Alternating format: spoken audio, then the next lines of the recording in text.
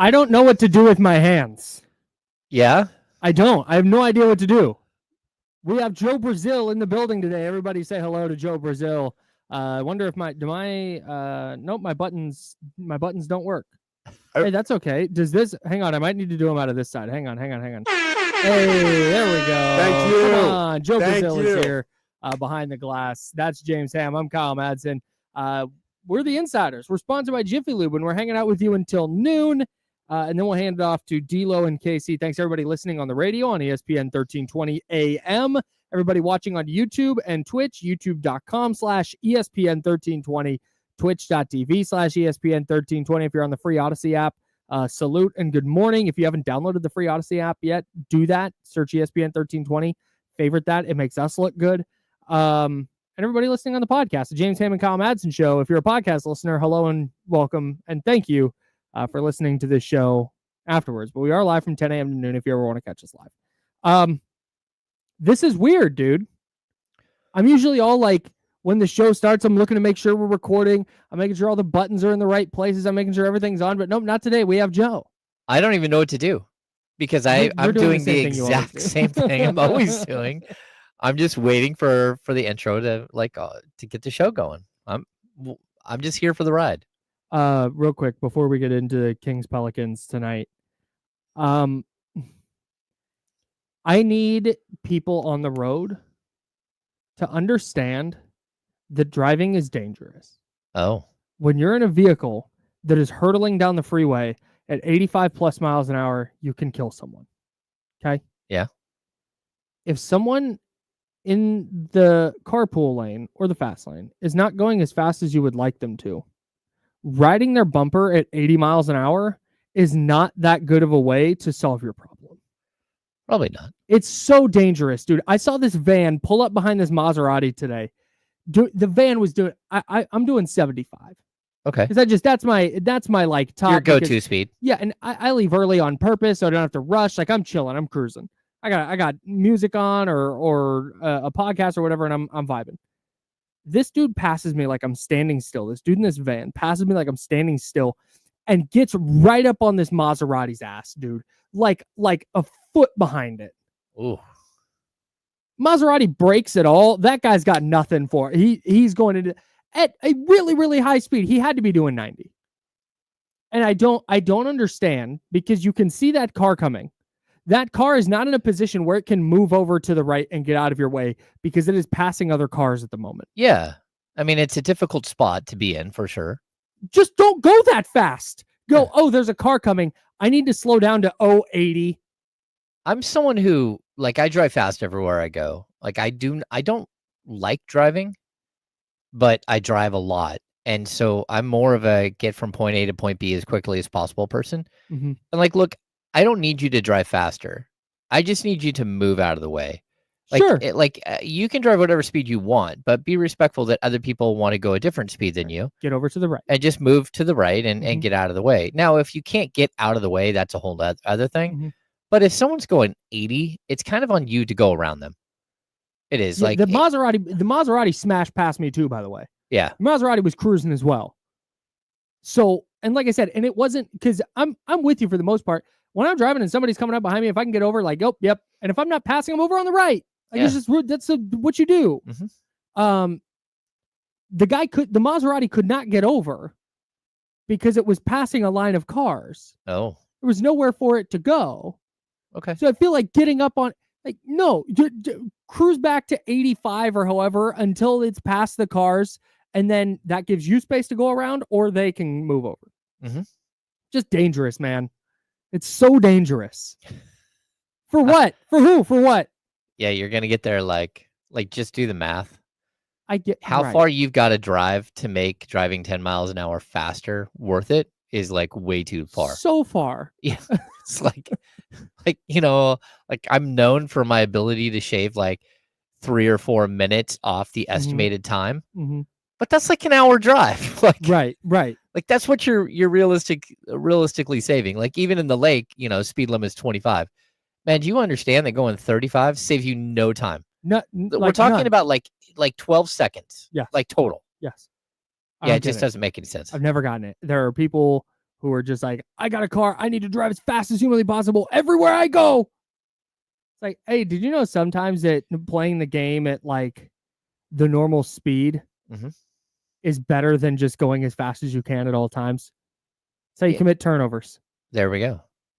Anyways. Turnovers happen, Kyle. Boy, do they. Big game for the Kings tonight, man. It's their final 2 games of the first half before the All-Star break. They have 2 in New Orleans. And I want to get into the importance of the game and stuff. But the thing that jumps out to me is this matchup last year would have been like a huge, hey, Kings got to get this one. Pelicans are a really tough team. You're chasing them in the standings. Fast forward to this year, same time on the calendar, and the Pelicans are last in the West. This isn't just a team that's struggling a little bit the way the Portland Trail Blazers have struggled a little bit this year. This is the worst team in the Western Conference. Yeah, it's a team that last year, I mean, right now they have 12 wins. They had 6 wins against the Kings alone last season. I mean, what's happening there is, to me, it's totally bizarre. And I don't know how a team falls apart that quickly, especially when they've always had injury issues. Like you can say, oh, it's injuries. Like, okay, like Zion barely ever plays. Brandon Ingram, while he was there, he gets hurt all the time. And yeah, they lost DeJounte Murray. They did trade Brandon Ingram this year. Alvarado, again, who's always hurt. Like they have a lot of injury-prone guys. I don't understand such a steep drop-off in production and just straight-up wins. I mean, you still have like 3 guys that can bust you. The last time these 2 played this weekend, Zion scored 40. CJ scored like 32, and Murphy scored 20. Yeah. You had like 92 points between 3 dudes. Yeah, and typically in the NBA, when you have 3 good players like that, you're not gonna you might not go 500, but you're gonna be like pretty competitive. Yeah, you'll be a team that teams can't lay down again. And nope, it's 12 wins. Yeah, it's ugly. Oh my god. Yeah, and again, like you said, Herb Jones has a shoulder. DeJounte Murray ruptured his Achilles. Zion's been in and out of the lineup. Brandon Ingram was in and out of the lineup. But they fall into the same bucket as the Jazz to me. Okay. Where I'm looking at them now, and you go, Herb Jones, good player. Trey Murphy, good player. Zion, huge question mark for half a decade. More than that? More than that. Yeah, he's a question mark year in and year out. Oh, yeah. And you see the vision. Last year, he almost single-handedly beat the Lakers in the play-in, and obviously got hurt. But I don't know what their direction is, like what their path is. That's the worst part too, especially when you go out and you make this big trade to get DeJounte Murray this offseason, and you give up what ends up being probably the best defensive guard in the league in Dyson Daniels, right? That's your big move, and you gave up a bunch of picks, and they've sunk themselves. Like they put themselves in a really, really bad long-term situation. They were able to get at least a pick out of Toronto when they traded Brandon Ingram, but again, you just lost a guy who a couple of years ago averaged 25 a game for you, who's a very, very high quality player. So like it's just, you see teams kind of fall apart like this on occasion. And realistically, you look at the Kings roster and you're hoping that they don't have some of the same issues down the road. Yeah. That they don't fall apart in the same way where you're chasing something that's not really there, and you make decisions that are franchise altering that you can't get out of, and that cost you not just young players, but draft capital and everything else, thinking that you're going to be able to elevate your game. And then when it doesn't happen, you have no recourse. You have nowhere to go. And that's where you look at a team like that and you're just like, man, how are they going to get better? And I don't know that there's a path forward for them to get better, especially since, what is like internal, maybe Yves Missi gets better, right? But like, how big of a step can he take? But Yves Missi, to your point, is a 20-year-old who's had a nice year as a rookie. But they just gave up on 20-year-old Dyson Daniels to bring in DeJounte Murray as like a more win now move. Yeah. So they're stuck between that win now and build for the future because they're probably too good or have too many good players. Herb Jones, Trey Murphy, Zion when he's healthy, and now DeJounte Murray. They used to have Brandon Ingram. They had too many good players to punt but those good players aren't healthy enough or around enough or available enough or consistent enough to make them competitive. And now they're one of the worst teams in the sport. While Dyson Daniels is over in Atlanta at 21 years old as a starter, turning into the best defensive guard in the league. Yeah. And averaging 14 points, 5.5 boards, and 4 assists at 21 years old. It's a tough look, man. Crazy, man. It's a tough look. So I don't know. Again, I don't know how they get better. But at the end of the day, this is, it's the bet they've made for themselves. And you just kind of look at them and go, hey, what happened to that team that was so dominant last year, specifically against the Kings? But yeah, Kings aren't shedding a tear for them. Oh, no. I mean, come on. Well, that and the Kings shouldn't shed a tear. They should go out there and try to, wipe them out. Yeah. Just crush them. That's what they should try to do. Yeah, 1,000%. Last night, I want to get to the Kings aspect of this, but last night in the NBA, we had a pretty significant career milestone. Kevin Durant scored his 30,000th point. Yeah, it's wild. 8th player in NBA history to do so. So naturally, he's number 8 on the all-time scoring list now. Okay. The thing that sticks out to me with KD is obviously he's been a great player. I'm not that's not my point here. But when he tore his Achilles, in my mind, I was like, oh, he's just done now. Mm-hmm. He's never going to be the same. Probably not going to get to 30,000 points. Like, man, you really hate to see that, because he did that at age 31. Oh yeah, I was there. And now he's come back. He averaged 27, 30, 29, and 27 in 27 twice in the season since then. Yeah, it's really an all-timer, dude. He's unbelievable. He is unbelievable, man. Just we've never seen. He was the first 7-footer with that type of length that could shoot the jump shot like that. He's just money from everywhere. Yep. Again, Dirk Nowitzki's a great shooter, right? But the way that Durant does it is just different and just absolutely phenomenal. He's incredible. Yep. 7,068 points since tearing his Achilles. Man. Yeah, I'm wondering what does Clay have since popping his Achilles? Not 7,000. No. Can you name for me the top? We'll do 1, 2, 3, 4, 5, 6 scoring leaders, active scoring leaders. Okay, so LeBron is number 1. LeBron is number 1 by a lot. Yeah, and I'm sure. Well, now we know KD. KD is number 2. I'm gonna say James Harden. He is number 3. Very good. I'm gonna put. Oh man, Steph. He is number 5. Okay. Westbrook. Number 4. DeMar DeRozan. Very nice. That's very, very well done. I don't have my applause anymore, but you would have gotten the applause. Yeah, DeMar DeRozan and Steph round out the top 6. After that, it's Chris Paul, Damian Lillard, and then Giannis. Wow. Okay. Yeah, Giannis, number 52 all time in scoring. Yeah, he's gonna keep climbing. Heck of a player. Yep. Giannis Antetokounmpo. Steph and DeMar is fun. DeMar DeRozan is 61 points behind Steph right now. Oh wow. Yeah, they're 27 and 28 all time. That's crazy. They'll both pass.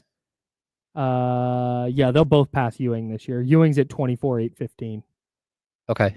Are they same draft? No. DeMar was a year after Steph, right?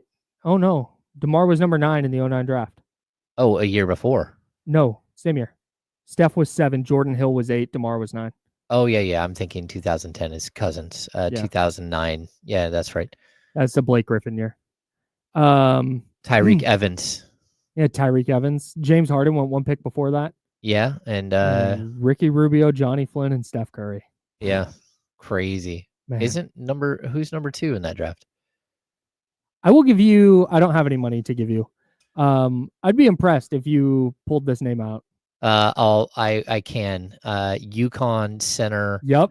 Come on, it's there. Yeah. Played 5 years in the league. Oh yeah, he was horrible. Not a good player. Hashim Thabit. There it is. Come on. Very good. Yeah. There's some good players in the 09 draft.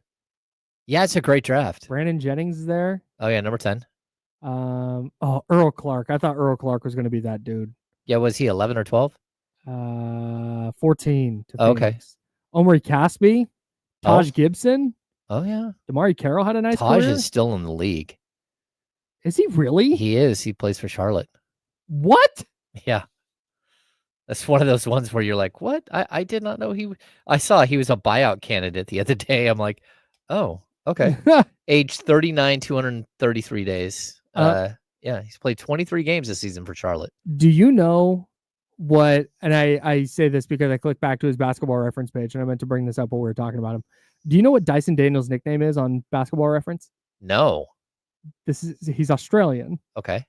He was drafted out of Australia, the Australian Institute of Sport in Canberra, Australia. He was the 8th pick in the 2022 draft. His nickname is the Great Barrier Thief. Oh, yes. That's so good. That is good. That's really good. That's very, very good. All right. We'll dig into this Kings-Pelicans matchup tonight. What are we looking for out of the Kings? How important is this game, and what other games matter tonight? We're going to start scoreboard watching as the Kings look to secure a play-in or playoff spot. Oh. All that coming up.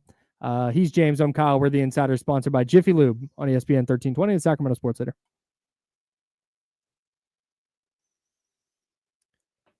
Thanks, Joe. Yeah, Hashim the Beat was Roy Hibbert before Roy Hibbert was Roy Hibbert.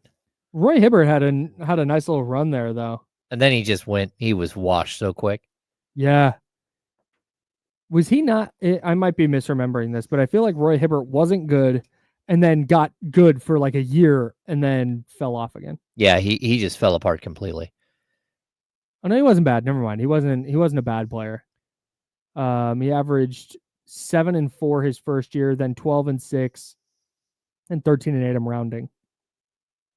But then 13-9, 12-8, 11-7, 11-7, and then was done.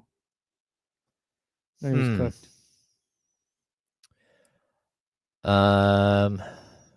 2 top 10 DPOY finishes. Yeah. Yeah, he was a huge man in the middle. That's a draft where the Kings thought that they were going to get Hibbert. Yi Jing Lee, actually the draft before. Okay, so Hibbert pulled out of the draft at the last second, and that's when it was like a 9-man draft after that, and the Kings got stuck with Spencer Hawes. Oof.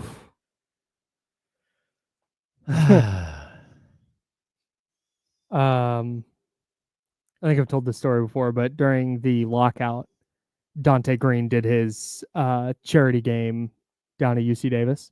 Yeah, I was there. Goon Squad Classic. Yes. And me and Nate Goodyear broadcasted it. Oh, wow. And so Dante, his like publicist or something, was in one of Nate's classes.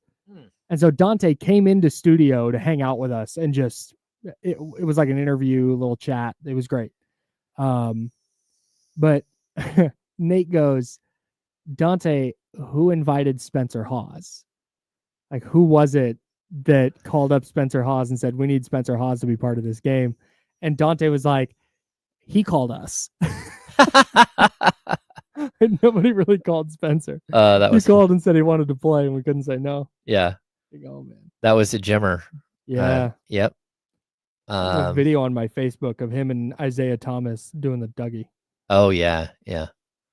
I know when we went to shoot Dante Green for Small Market Big Heart, it was miserable. Like, realistic. Like, it was horrible. Like, what was it? We shot, like, we did a shoot with Dante Green for Small Market Big Heart. So we had a current player, but it's during the lockout, right? So you can't, you got to reach out to the players yourself. The league can't help, all this stuff, right? It's like really complicated. Anyway, he has his house, and we're like, okay, first of all, he has a party going on at his house, right? Like, people are playing beer pong. It's just wild, out of control. We're in his backyard. We have to like move all this trash because there's trash all over the place. Then it's like, hey, we need a power outlet. Okay, hey, there's one in the garage. We get into the garage, and it's like an old flat roof house with a 1-car garage. And inside that 1-car garage is like a mid-70s convertible Cadillac, which takes up the entirety of the garage. Like, that's a boat. We had to like crawl past this gigantic Cadillac to get to a plug in the wall. And it was wild. There's more to that story, but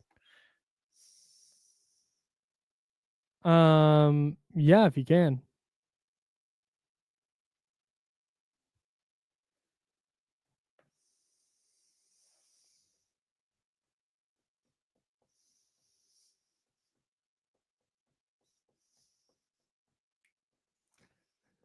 And we tried. James Simmons there. I'm Kyle Madsen. Joe Brazil producing today. If you want to call the show, we have a call screener, everybody. Yeah, that's right. If you would like to call the show today, you're actually going to get a screener. You're going to get Joe. He's going to answer the phone. He's going to be like, what do you want to talk about? And then he's going to put you on hold. Maybe he'll let you through. Maybe he won't. Yeah, maybe might hang say, up like, on what's you. your take? Yeah. Oh, I don't like that. Click. Yeah. Oh, yeah. What? Don't actually do that. Oh, I won't actually do that. You do what you want, Joe. You Okay, do you. Okay.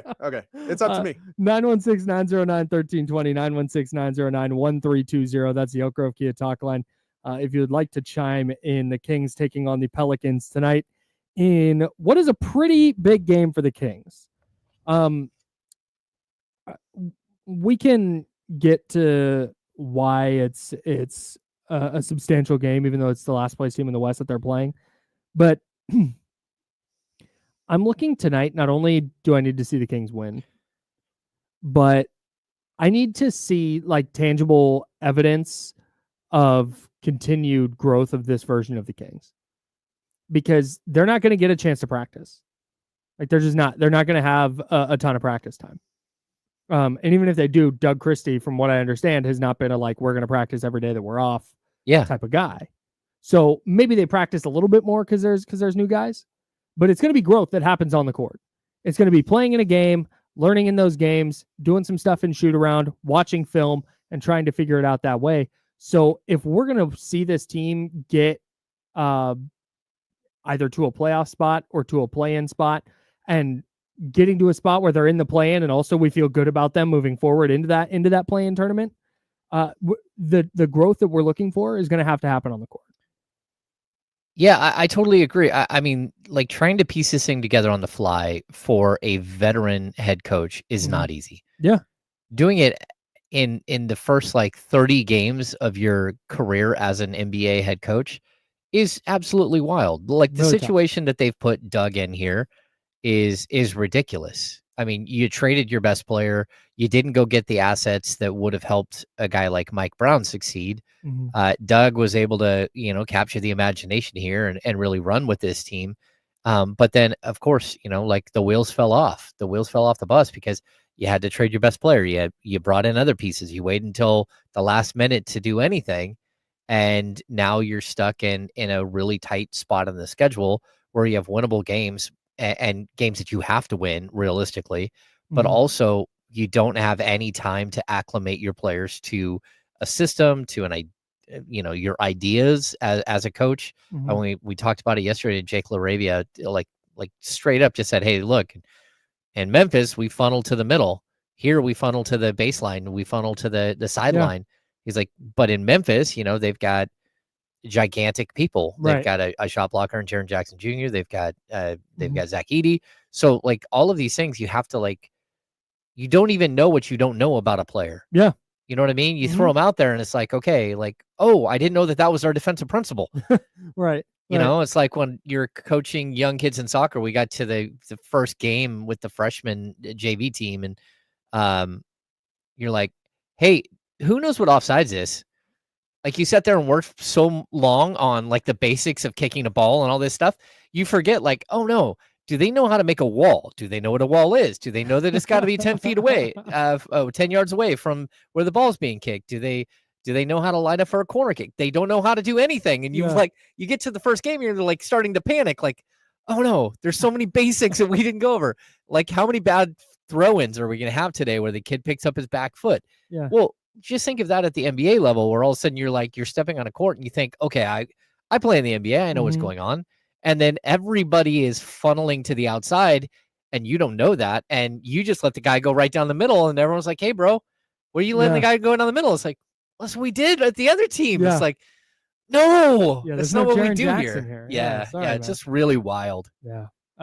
That's something they'll get figured out, though. I need to see I really liked what I saw the other night from the Jonas Valanciunas, Keon Ellis kind of pairing in that lineup. And if the bench is going to continue to gel and continue to be productive, that's a big deal for me going forward.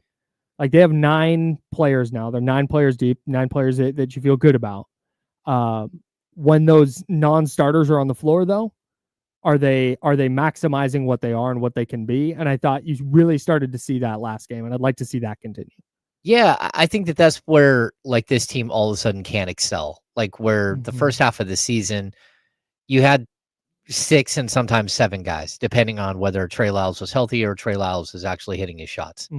The other games, you had nothing. Like what Kevin Huerter brought this season just wasn't a functional NBA player. And I hope that he finds his game wherever he goes. But, even Doug McDermott, when there's no stress on Doug McDermott and you're down 25 and he can go out in the fourth quarter and hoist up, like 8 threes, there's no pressure at all for him to perform. He's just money. The second you put him into a game, the next game, because you're thinking, oh, look at that, he got fire, we might have something here. He didn't hit any threes and then didn't take any threes.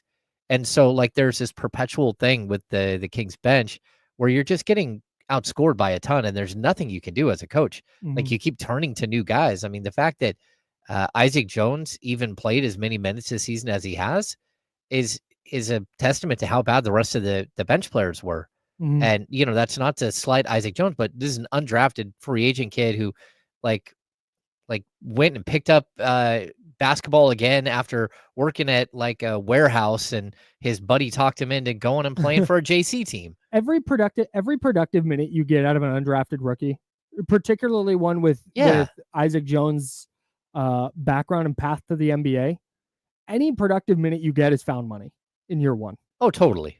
So I'm not anything about Isaac Jones that isn't that there's no trashing Isaac Jones here. No, I don't want to. No, not at all. Making sure that was clear for everybody. Yeah, like what Isaac Jones is doing is like it's great that he's had productive minutes, right? But the fact that you had to rely on someone like that, correct, is a problem. It's not what you want to be doing. I mean, it's fine if you're the New Orleans Pelicans.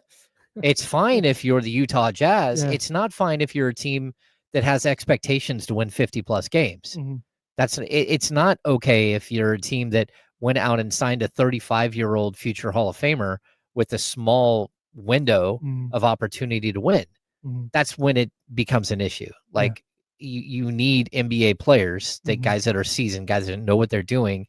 And it's fine sometimes to put a young guy on the court and give him a shot, but that's not who this Kings team was supposed to be. And you force them into this by just not fulfilling your job as a GM to stack the roster the way that you should have. The other thing I'm looking for is the offensive flow, and Zach LaVine specifically figuring out where he fits. We mentioned it yesterday. In was that Saturday's game? Monday's game? Monday's game. Where Zach LaVine started to look like, hey, he's cutting more. He doesn't have the ball on his hands as much. Maybe that's going to wind up being his role. I'm interested to see if that continues or if it turns into, okay, well, last game was a DeMar game. Tonight's going to be a Zach game, or tonight's going to be a Malik game. Like it can't be that. The one-on-one, the individual scoring, super important, especially down the stretch in tight games. But there needs to be more cohesion on offense. Again, this is if the Kings are going to make the playoffs and be dangerous there. It needs to be more than just your turn, my turn offensively. That gets too easy to guard over a 7-game series. No, I totally agree. And look, Zach LaVine has all kinds of talent on the offensive side of the ball. And the fact that he's shooting like 20%, 19.2% over his first 5 games as a King or whatever it is a problem. But he needs to figure out, and he needs to work with Domas on like, what are your spots? And he needs to work with Malik on what are your spots. We're starting to see the chemistry build as far as like cuts to the basket, alley-oops, all that stuff. And I think a lot of the players are looking around like, oh my goodness, look at this weapon that we now have that we didn't have before. Like we always talk about length and athleticism. Well, for a shooting guard, Zach LaVine is about as athletic as you get in the NBA. and but not knowing how to use that tool that you now have is a problem. So the Kings are learning how to use Zach LaVine in a positive way, and I expect him to get better and better. But I think it has to be within the flow, and that goes for everybody. It goes for DeMar too. It's got to be within the flow, and I think DeMar did a really good job last game of scoring within the flow of the offense. I circled 45 wins. Yeah, as the number that when I was looking at this, I went 45 feels good for a play-in spot, like just to make sure you're in the play-in. But now that I'm looking at this, here are the so Sacramento and the Warriors are tied for 9 and 10 at 27 and 26. Mm-hmm. The Suns are 26 and 27. They appear to be going the wrong direction. The Spurs are 23 and 28, and maybe they climb into the picture, but I don't think they're going to go, let's see, 51, so they have 31 games left. Yeah. So they'd need to go 23 and 8 to get to 46 wins. I don't think they're going to do that. I think they'll be better. I don't think they're going to do all that. So maybe 45 is way overshooting it. Maybe 500 gets you in, but I'm going to say 45. Okay. So can the Kings get to 45 wins? They need to go 18 and 10 over their final 18 and 11 over their final 29 games. That's a 620 winning percentage. Okay. Under Doug Christie, as Damian Barling mentioned yesterday on D-Lo and KC coming up at noon, the Kings have a 636 winning percentage under Doug Christie at 14 and 8 since Doug took over. So what I want to do is every game I'm going to look at it and we're going to go game by game and just seeing, and not right now, we're not going to look at the entire schedule because so many things change. Mm-hmm. I mean, you look at the Pelicans, and the Pelicans are a team that 6 weeks ago we might have been like, wow, hey, that might be a really tough team. And now all of a sudden they're super banged up and DeJounte Murray's out and CJ McCollum might not play tonight. So he has been upgraded right now to available for tonight. Oh, he is available. And Zion Williamson has been is listed as questionable with return to play conditioning. Great. That literally just happened while we're sitting here. No, but I want to look at it every day when there's a game and we're on the air. I want to talk about how important it is to get to 45 wins or more. And tonight, on a scale of 1 to 10, 1 being fine if they lose, 10 being, hey, if you lose tonight, you're not getting there. I'm going 8. I'm going 8 tonight. You need to win tonight. Yeah. If you want to get to that 45 win mark. I'd even say it's a little higher than that. Like 8.6? 8 or 9. Like I think a 9. Like, look, you're playing a 12-win team. This is a bad team. We're going to, we'll have keys and all that stuff later, but this is straight up, it's a bad team. And if you're going to get to, get those couple of wins, build something above 500, because that's what we're talking about. What is your 45 and 37, right? That's so you need to get to 8 games over 500. The Kings are right now 1 game over 500. Like, how do you get to 8 games over 500 over a 30-game stretch? That's not easy. 29-game stretch. So when you have a team that's bad, that just went through a trade, that may or may not have a handful of players tonight, you have to find a way to beat a 12-win team, to beat a team that is not trying to do anything but lose. And so I'm going to make this like a high priority game, just like I will tomorrow with that game. These are super, super high priority games because you do still have games that you're just not going to be able to win this season. You're going to have a bad stretch on the road. You're going to have 3 games in 4 nights. You're going to have an injury here or there. You're going to play a team that's just way better than you. Yep. Whether it's OKC or whether it's Boston or whoever. So you have to build up a buffer, and that's why these games here are so incredibly important. Here's an insane thing. The Pelicans started the year 2-0.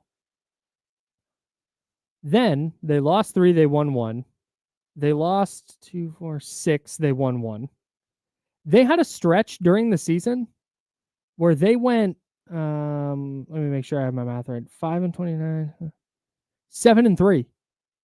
Oh, they had a stretch of this year where they went 7 and 3, and overall they are 12 and 41. That's crazy. Yeah, because you started 6 and 6. Yeah. right? So if we take, I mean, 3-3. I'm sorry. Yeah. So they started 3-3. So if we take out their 3-3 start, that's 9-38. And then if we take out that 7-3 stretch, that's 2-35 Oh man, in their other 37 games. they're just not very good. They stink. They're But in a bad spot. they can beat you. They've got They bona fide they NBA almost beat scores. you at home I on know. Saturday. Yeah. Yeah. This is a big one, especially because they've lost 9 in a row. Oh, They're super banged up. They just traded Brandon Ingram. Zion Williamson, who's just been such a problem for the Kings, is now been downgraded to questionable. mhm. If again, this is not, if you lose, are you mathematically eliminated from winning 45? No. But this is one of those games that can you go on the road knowing that the All-Star break is right around the corner. You have 2 more games until the All-Star break. You're going on the road against a team that has lost 9 in a row and is 12-41. That has traded one of their best players. That one of their other best players is injured. Another one of their best players is injured. They're cashing it in, man. They're done. And especially, these 2 games right before the break, they don't want to be there. I do not feel good about the Kings moving forward if they can't go in and win these 2 games. Yeah, I would agree. That's the bottom line. Are they mathematically? No. Because they could come out of the break and win 3 in a row. And oh no, we're gonna be like, oh my God, the Kings are back. But if we're trying to project going forward, if you're not going in and dominating in these 2 games, I have a really hard time going, oh yeah, 18 and what they need to go? 18 and 11? Yeah, they'll be fine. Split these 2, 17 and 10, yeah. Mm-hmm. No, I need them to win tonight, and then I need you to win tomorrow too. Yeah. So I'm with you, man. This one is super, super important. Not the best game left on their schedule. Not by a long shot. But if you're not winning these 2 games, I don't know how you muster up the confidence to think that they can win 17 or 18 more. Yeah, and if you walk into the All-Star break under 500, you lose both games. Like, just cash it in. That you can't. The chance of recovering and playing this thing out and being anything other than like the 10th seed is really rough. You just don't have that many games against 12-win teams left. This is, again, you have to take advantage of bad teams, and hopefully they have that mentality going into tonight's game. Sure hope so, man. If they don't, I got questions. I think Doug, this is where I think we can. I mean, we don't have a large enough sample size to know whether Doug Christie is like a good X's and O's coach. I think he's pushed a lot of the right buttons lineup wise so far. I think he's pushed a lot of the right buttons emotionally so far. But this is where I think a coach like Doug Christie gets really valuable. Where this would be a really easy spot if you're the Kings to throw your jerseys on the court and go, all right, we're about to go to the All-Star break. I got a vacation planned. This team sucks. We play a C- game, we can go win. So let's just go make sure we play a C- game. We're good. I'm less concerned about that. It's a little worry. It's back there because it can always happen. But I'm less concerned about that because I think Doug will have these guys right. At least mentally. You hope so. And hey, look, a lot of these guys are going to leave straight from New Orleans and go straight to some destination, whether it's some beach destination that their family is either with them or is going to meet them there. And they are getting away after these 2 games. And that's a good thing. That's a really good thing. They'll have like 4 or 5 days here to have a break, and then they'll reconvene next week and try to build something for the second half. Yeah, sprint to the finish line. Let's take a look at this game tonight. We'll have starting lineups. We'll have matchups. The injury report apparently is changing by the second. We'll have keys to victory. All that jazz coming up for you on the Insiders. He's James Ham. I'm Kyle Madsen. Jiffy Lube's a sponsor here on ESPN 1320 at Sacramento Sports Leader. Thanks, Joe.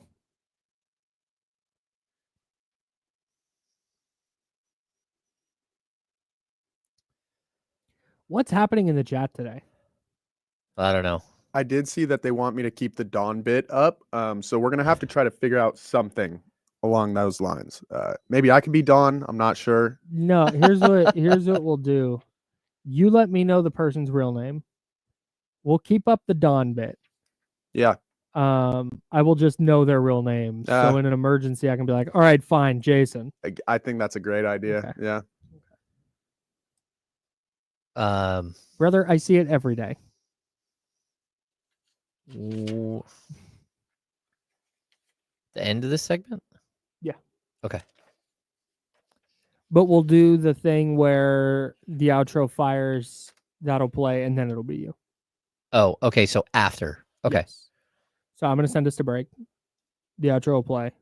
And then I'll just give you a thumbs up when it's done playing. And then Got you'll it.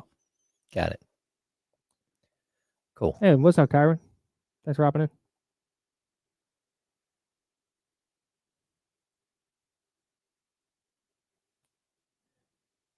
Ooh. Would the Kings get swept if they played OKC in the first round? I don't think they'd get swept. They'd get one. Maybe two. I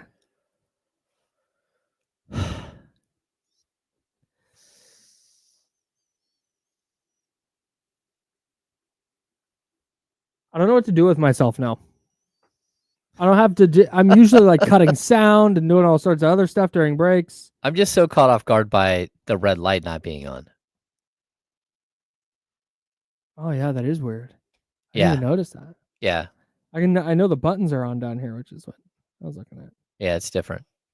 How'd it go? I can confirm Damien is here. He was right outside the studio. He's not anymore. We also Crazy. Oh. What? Nothing. Yeah, the whole Fox unfollowed Sabonis thing. I'm not here for the. I could not care less who follows who on social. I totally agree. And like, look, they don't typically run their own accounts. So yeah.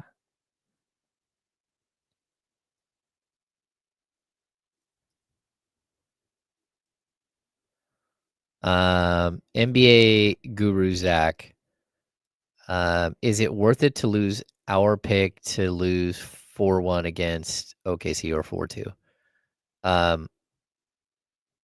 Probably. Like if you're trying to build something, if you're trying to build a winner, then yeah.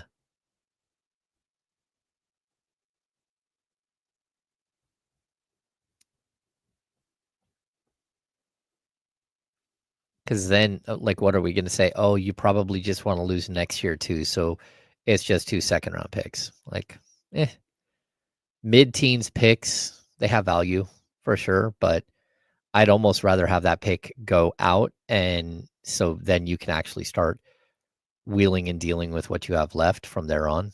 Because we get to July 1st, and you have your 2026 through 2032 picks to trade.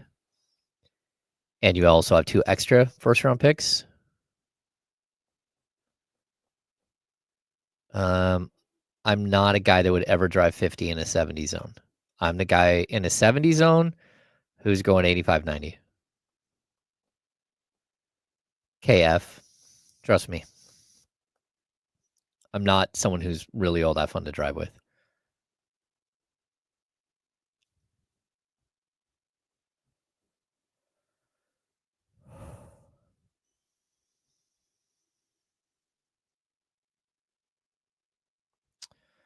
Jim, that's a good question. Does functional issues with Fox, etc., harm and already suspect chances of buyout and free agent market for the Kings? Sure. Like, it doesn't help. Yeah.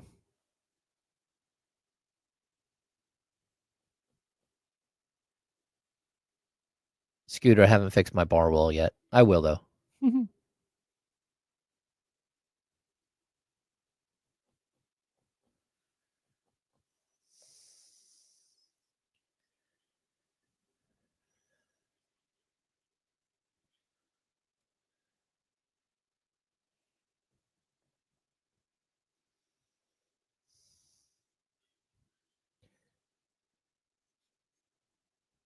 That's James Ham. I'm Kyle Madsen.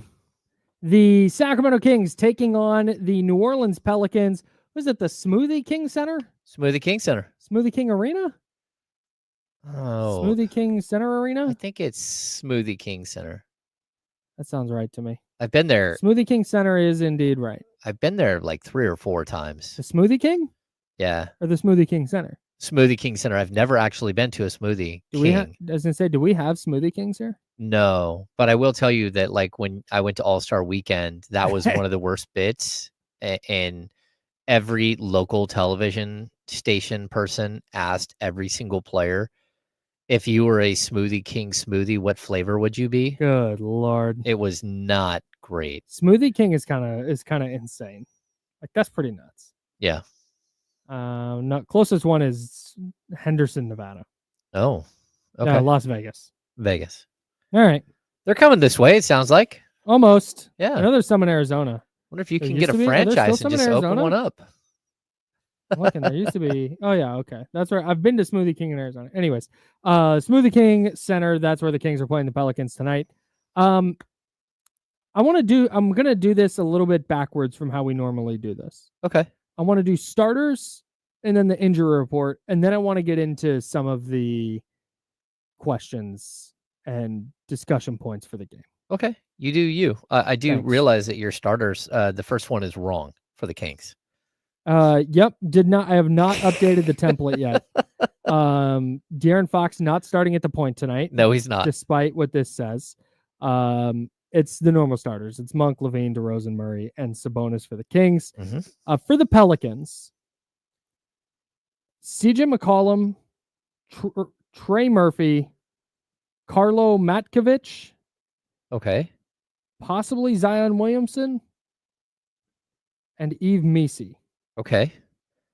I I think believe is I what think our starting lineup's going to look like. CJ is probably in there because he got upgraded to available. Yes.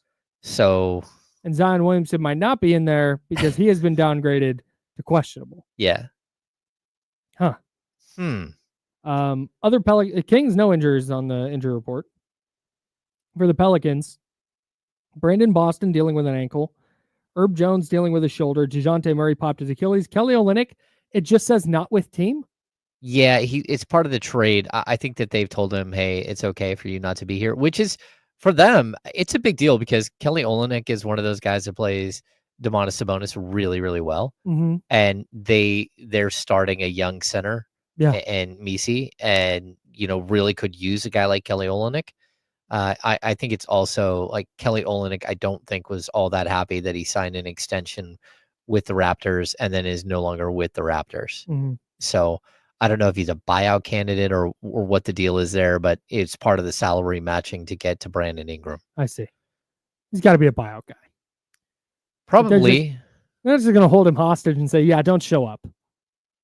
I'm intrigued. I mean, maybe there's something else going on there because Kelly Olynyk has always been a pro. Yeah. So I don't know if maybe there's some sort of personal issue or whatever.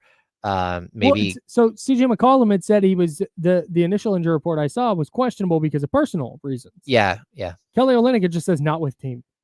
Yeah, that's weird. Especially, you have to report to the team within 72 hours of a trade, right? In order but you can waive that, which is, of course, what the Hornets were hoping that Mark Williams would happen. They would just waive that giant medical report. Right. So all those guys are out. CJ McCollum has been upgraded. He was questionable. You said probable now? Yeah. No, he's available. Oh, he is available. He's okay. available tonight. Yeah. Okay. So CJ McCollum will be in the starting lineup. The Pelicans lineup, if this is their starting group, is really tall. Oh, CJ yeah. McCollum's like 6'1", but then Trey Murphy 6'8". Carlo Matkovic is 6'11". If Zion plays, he's a burly 6'6", and then Yves Missi is 6'11". That's a giant team. It is a giant team, and that's where the Kings have had problems in the past. I mean, just think of that team that you're looking at right there. If they had Jonas Valanciunas like they did last year, and that's where they just battered the Kings because they were so much bigger, especially down on the blocks. I mean, they just bullied the Kings for those 6 wins.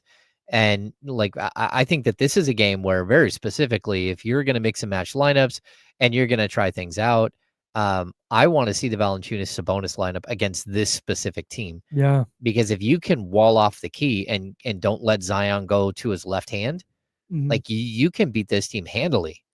And the Kings have done a good job of that every once in a while. There were, of the 6 games last year, there were a couple where they actually did a good job against him. But the last time you saw him, like 3 days ago, a guy dropped 40 plus on you and just bullied you. So I want to see what it looks like with Valanciunas. You got 1 game under your belt. You may have had a small practice yesterday, just to sort of get some stuff done.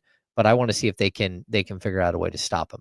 Yeah, I kind of I wonder too if we'll see that earlier, and if Zion doesn't play, do we still see it? Because if he does, to me, we have to see that lineup. Oh yeah, and we may see it earlier than we did. What was it, like late second quarter? We finally saw it the other night. No, it wasn't until the third that we saw it. Quarter. Jeez Louise. Yeah. I would imagine that they deploy that earlier. Yeah, I mean, that's one of the other things I'm looking for tonight. Is when they do, does it still work? Like, is it something that is going to continue surprising teams? Is it going to be effective if Yves Missi is on the floor where there's another big? Is it going to be effective if Missi and Matkovic are on the floor together where they're both 6'11" and there's just kind of enough length that it's, I know there's not as much heft. Yeah. They're not as girthy, but I want to see I want to continue seeing what this looks like against different matchups. Yeah, me too. This will be a different matchup. And I want to see Sabonis go outside and shoot, 5, 6 threes to make this thing work, because that's really where it's going to be a problem. The offensive end, you're going to gum up everything if you have these guys on the court together for long stretches, unless Sabonis is shooting the 3. And even if he is, people have to understand that teams still don't guard Sabonis at the 3-point line, even though he's, right there at the top of the league in 3-point percentage. So I think it's an interesting challenge, but it's also one very specifically against this team. Like, one player cannot defend Zion when he starts getting downhill. Yep. And I want to see if, Sabonis with Jonas Valanciunas as his backdrop can kind of figure out a way to wall him off and keep him away from the rim. I would be a little bit surprised if he winds up playing. Yeah. If Zion winds up playing. Yeah, I wouldn't be totally shocked if he sat both games. Like, in all honesty, I wouldn't be totally shocked. That's just kind of the way his career's gone. Now, if he's out there, he's out there. But, CJ, of course, like he always wants to play. He really hates the Kings, man. I've talked to him about this like a couple of times, like just how he thought he was going to Sacramento in the draft and then didn't. I mean, they literally brought him in for a third workout, like on the Monday before the draft in Sacramento. And he thought he was getting drafted by the Kings. And of course, that's a year what Ben McLemore fell, right, in the draft. And they ended up selecting Ben instead of CJ. But yeah, he was great. And the same thing with Damian Lillard. Damian Lillard will tell you he thought he was going to Sacramento as well. Brutal. And at the last second, Thomas Robinson fell in the draft and the Kings selected Thomas Robinson instead. I'm trying to do some quick, not quite. CJ McCollum against the Kings in his career in 33 games averages 22, 4, and 4. Yeah. Just had 31 against him the other night. Well, he's always been just such a great shooter. And I want to see as much as possible Keon Ellis defending him. Yeah. Because I think that's where you can really start to make some headway, is if you've got, if you try to bottle him up with Keon. Is that your matchup of the night? Yeah, that's going to be my matchup of the night for sure. Keon against McCollum. Yeah, especially if Zion's not playing. I think the other matchup that should be really good is Trey Murphy versus Keegan Murray. Yeah. Yeah, I mean, that's similar to me, players, sure. Similar type of players. Just Trey Murphy's found a way to find more success than, in the same way that like Jalen Williams found a way to find more success than Keegan has. Because I think the Pelicans have tried to. Yeah, I think they have to. They've actively been like, hey, we're going to empower this kid. Well, not only that, but we're going to go ahead and trade the other guy that plays your position who averaged 25 a game a couple of years ago in order so you can play that position. Yeah. Man. Should be fun. I need the Kings to boat race somebody. Can you just go smoke a team, man? Can you just go beat them by 20? Can you beat them by 20 twice in a row and just break their spirits? Yeah, man, And launch yourself into the second half? Yeah. Maybe I'm asking too much. I wouldn't bet on it necessarily. How much better But would that's what you I feel wanna about this see. team? A 4-game So win much- streak going into Four-game the win All-Star. streak where you dominated a bad team twice would be so much better than, okay, well, hey, won 3 of the last 4 before the break, and you won the one in OT against New Orleans, and you lost one, but hey, 3 out of 4. The OT at Dallas barely snuck by New Orleans and beat No, I know. Dallas. I'm saying, like, if you win in overtime tonight, you got sneak it. by them, Yeah. and then you'll lose tomorrow. Just doesn't feel the same as, beat the Pelicans by 50 combined points in 2 games to make it 4 in a row going to the All-Star break. Yeah. That's what I would like to see. Will we? Who knows? I'm not going to bet on it. That's James Ham. I'm Kyle Madsen. The Kings looking to make it 3 in a row. We got to get to 3 in a row before we start talking 4 in a row. We'll have keys to a Kings victory coming up for you in a bit right here on ESPN 1320 Sacramento Sports. Later.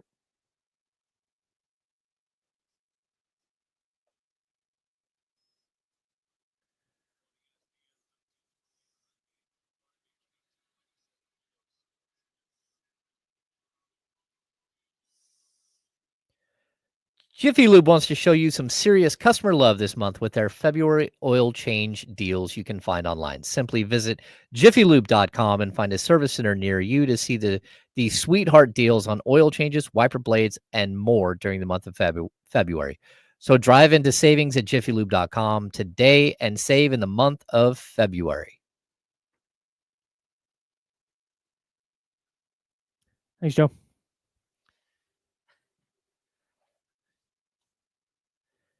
Yes, Nick, it is Kyle driving the Maserati. That's the story he was telling. Yep. I heard it too. It's 100% what happens. That's funny.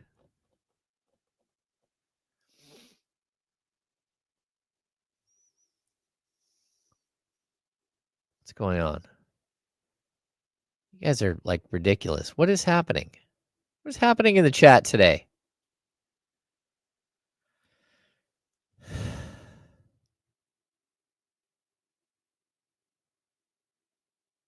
Hmm.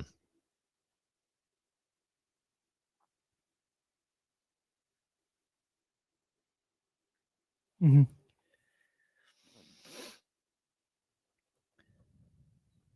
Well, an 8 out of 10. Nice job.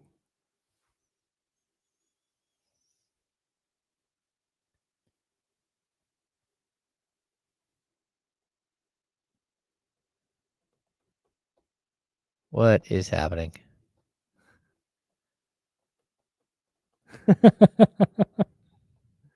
I did launch somebody into oblivion last night. You? Pause, but nice job. Biggity Blake, Fox doesn't follow me on socials, I don't think. You know, fine. We'll talk about the goddamn who follows who on social media. We don't have to. No, we're going to. Hey, shout out to me and my dad. We've been Facebook friends for 15 years. It's big time. Oh, that is big time. That's so big time.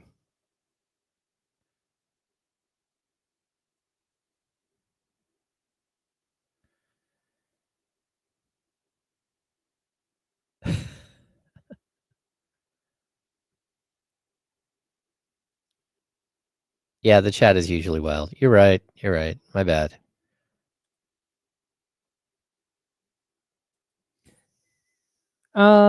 Yeah, but usually, like, when the chat's wild, I'm like, oh, okay, I see what's happening. I don't even know what's happening today. Yeah, it's just weird.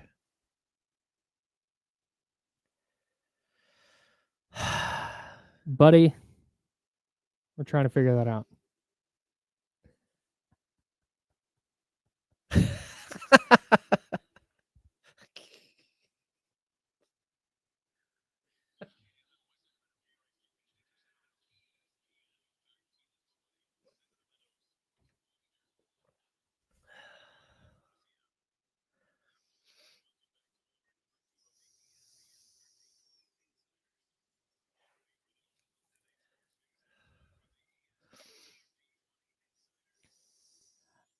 Hour number 2, that's James Ham. I'm Kyle Madsen. We're rocking with you until noon. Then we'll hand it off to D-Lo and KC and they will take you up to 4 o'clock right here on Sacramento Sports Leader. Jiffy Lube's the sponsor.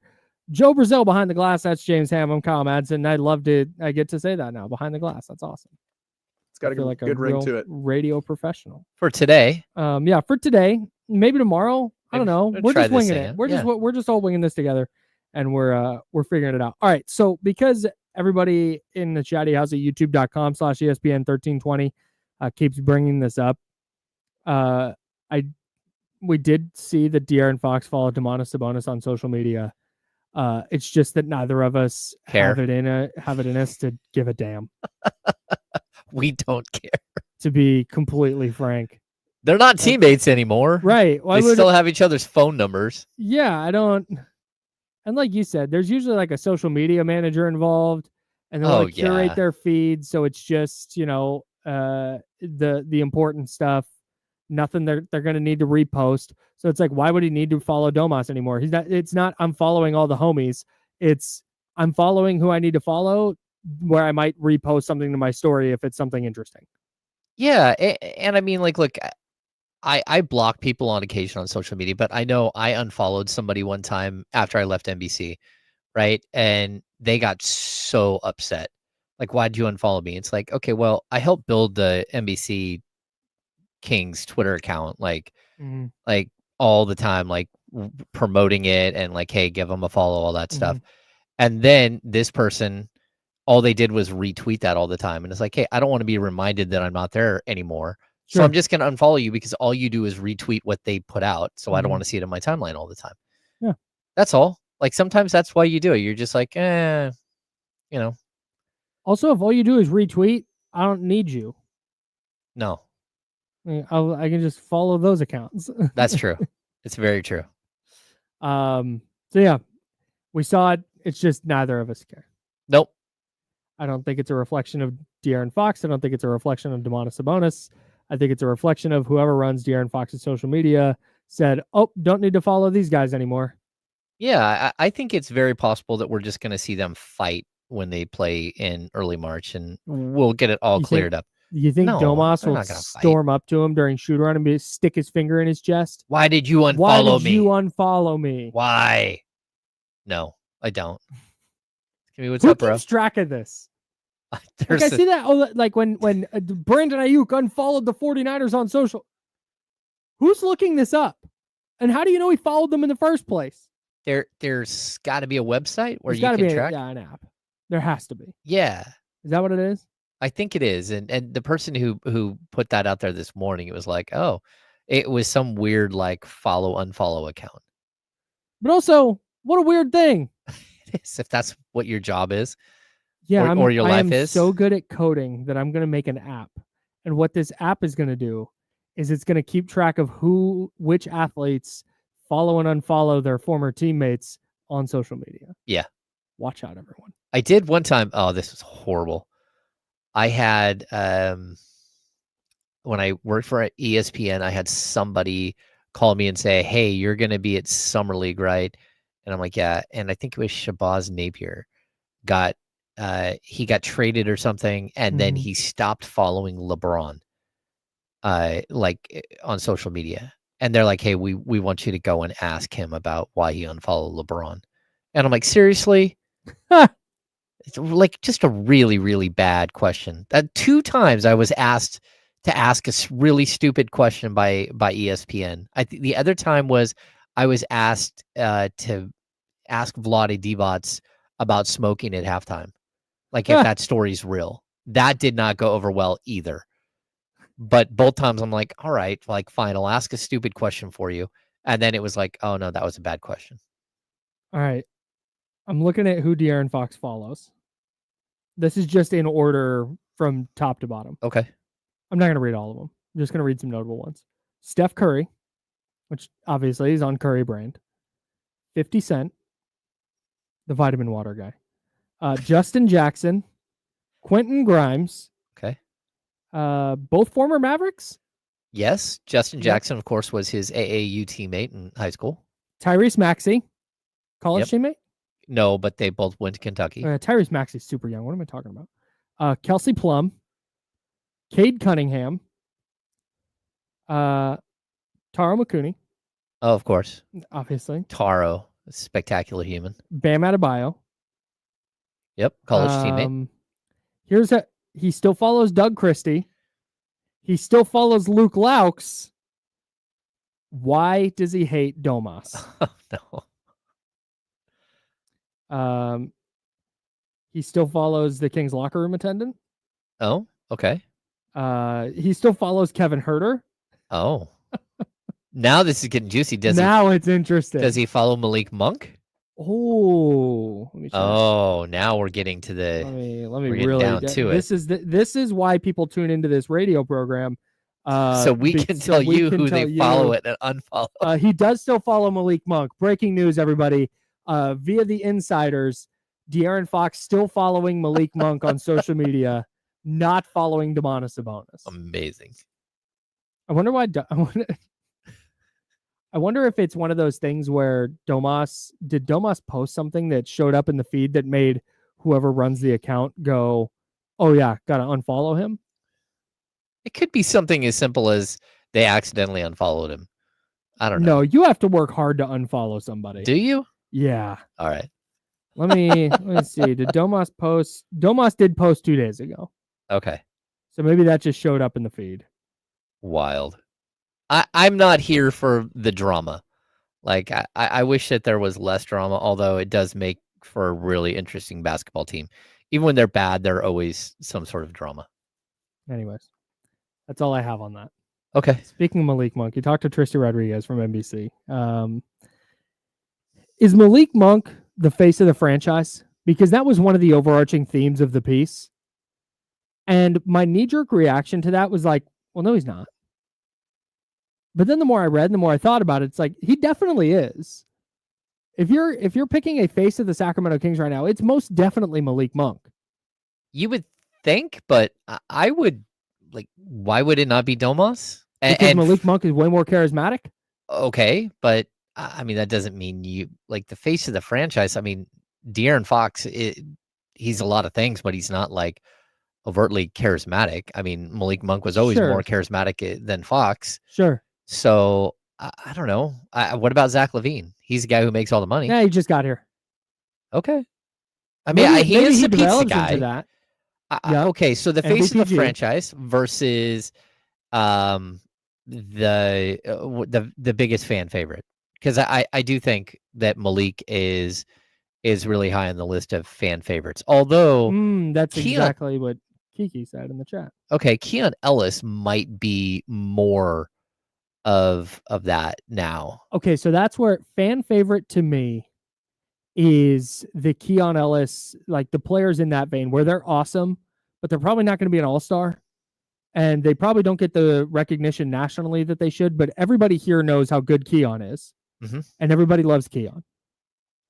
And I also think when Malik Monk goes from being like the six man and the energizer and all that stuff to a starter, you lose a little bit of that luster as like fan favorite. Now you're one of the starters. You're not. You're one of the. I just feel like when Malik Monk speaks, it carries a lot of weight. Mm-hmm. And when Malik Monk hits it, this is such a dumb, like, non-empirical thing. It's just like a vibes thing. But when Malik hits a shot, Golden One Center pops in a different way than it does for anybody else. No. He's the pizza guy. He's the one everybody's sharing his interviews because he's funny in the locker room after games. Yeah, and he's saying that Zach LaVine's shot is broke and all this other stuff. And given his importance to the team, it just Domas is their best player for sure. But if you're the Kings and you're trying to put forward a quote unquote face of your franchise, to me, like, Malik makes the most sense.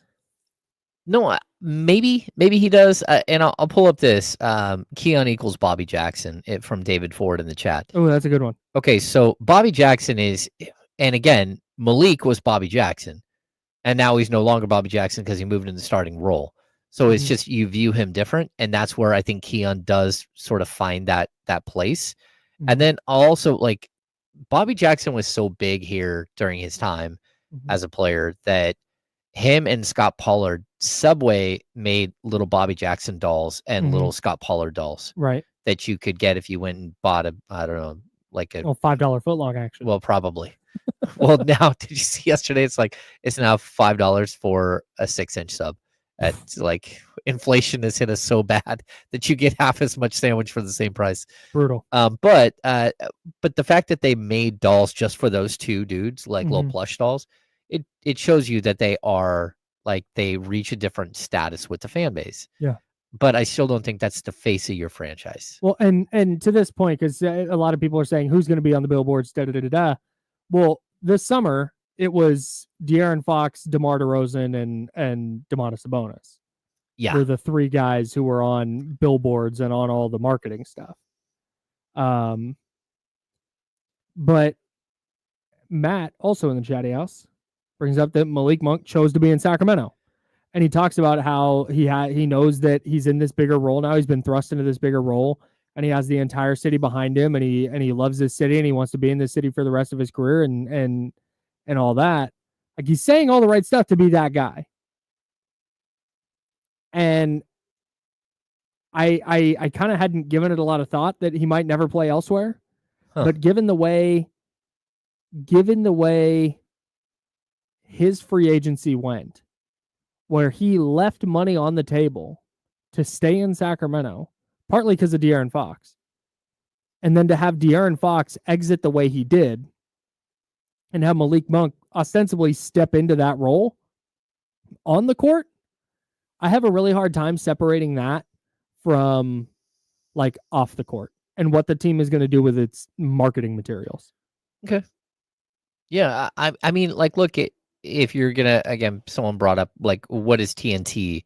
Who are they gonna put as the face of the Kings? And I do think that they'll put Levine. As of right now, I don't think Monk will reach that status with the masses yet. But I also think Sabonis is going to be there. And why not? Why do I think that Malik won't? Yeah. Because they're, I don't know, like ESPN, TNT. I don't think they're fully connected to what's happening in each city, each of their NBA cities, specifically cities that they barely visit. I don't think that they're all that connected and know what's going on. The most nationally popular guy. Yeah, they're gonna have somebody in a room somewhere who just decides what they're gonna put up on the screen. And like you worked for NBC, you did same. We had a whole group of people who built all of the little boards and stuff that go up on TV. All of those are put together by very different groups of people, and I just don't think that there's anyone that's going to be connected enough to Sacramento to understand that Malik Monk means that much. And I think also nationally, there are going to be people who look and go, I don't really know who Malik Monk is. I know who Levine is because he won a couple of slam dunk contests. I know who Sabonis is because he's a multi-time snubbed all-star. So, I get that. But do we think people know who Sabonis is? Yeah, I mean, his dad played in the league, and sure. Do we think people know that? Yeah, I mean, he did play in obscurity. I say people in Sacramento very obviously know that. Anybody listening to this show knows that. But I'm going to go pick on the Atlanta Hawks again.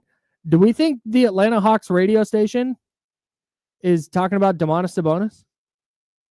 I don't know. You probably should. And Arvydas Sabonis? He's an all NBA player. I mean, we saw some stats today that says he's the #1 post defender in the NBA. Oh yeah? Yeah. Nice. Yeah, he doesn't block shots, but like I've said it a bunch of times, he's a very good defender. He's just not a shot blocker. So go get a shot blocker to put next to him. Don't talk about his inadequacies. Go mask them. Come on. I just don't think he's that popular. Like nationally. No, it's possible. If we're gonna drop Malik Monk in that bucket, I think you got to drop Domas right next to him. Yeah. Why do you think Domas isn't in the freaking All-Star game? No, it's true, but because he's not popular. Nobody knows who the hell he is. But he was just on a Netflix series. Cool. But I mean, that's still like for basketball junkies, they're gonna watch the LeBron Netflix series with Ant-Man and Domas and Jason Tatum. Like, I'm surprised that didn't equate to more national coverage. That's because he was boring. Well, yes, maybe just to keep it a stack. Yeah, like that was the problem. I just don't.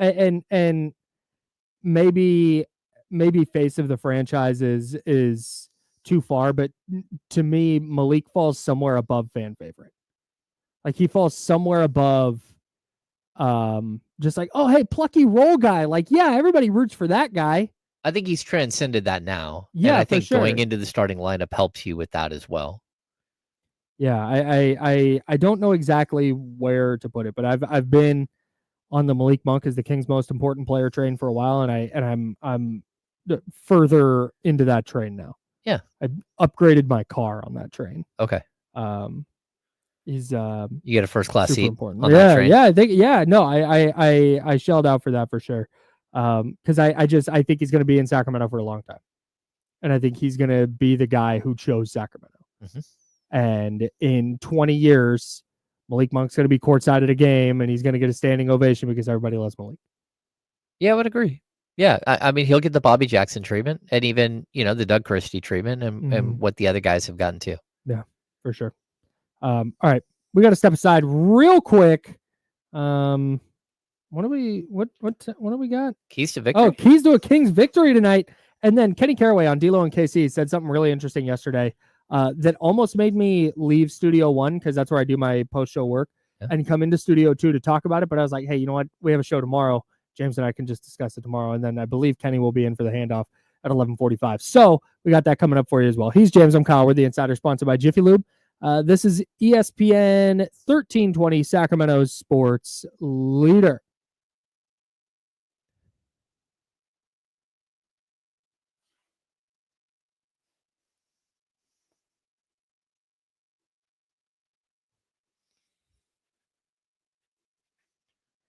Hey, guess what?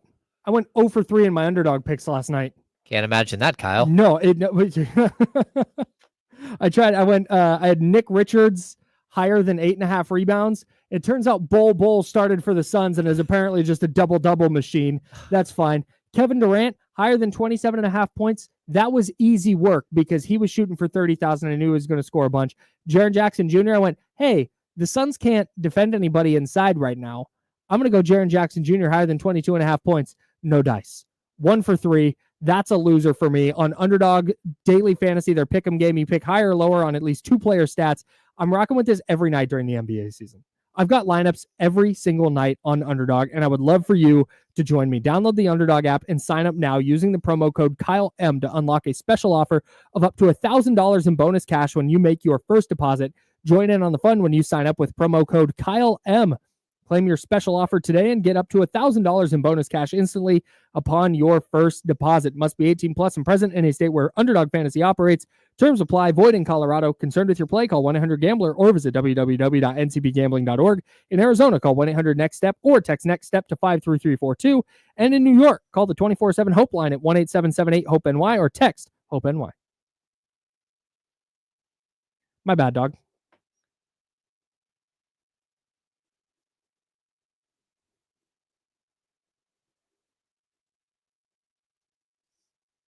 What's happening?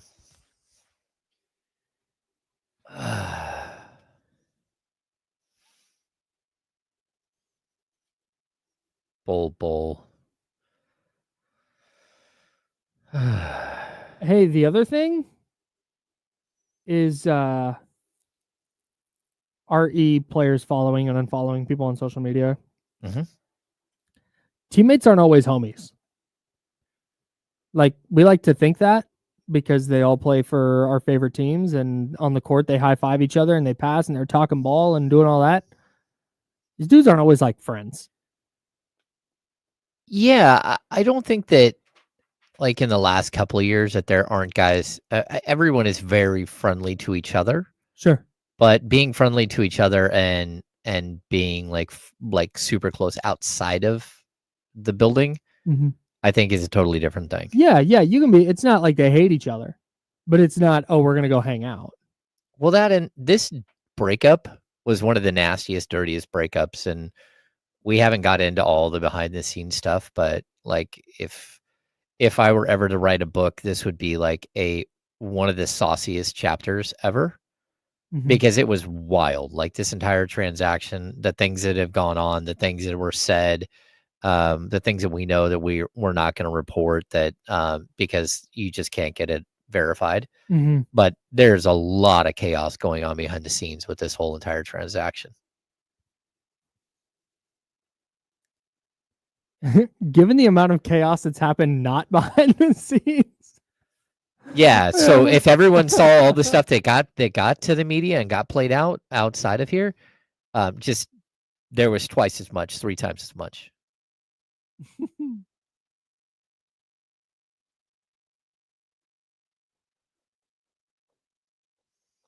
I did not see McKinney's goal against Feyenoord. I don't. Maybe.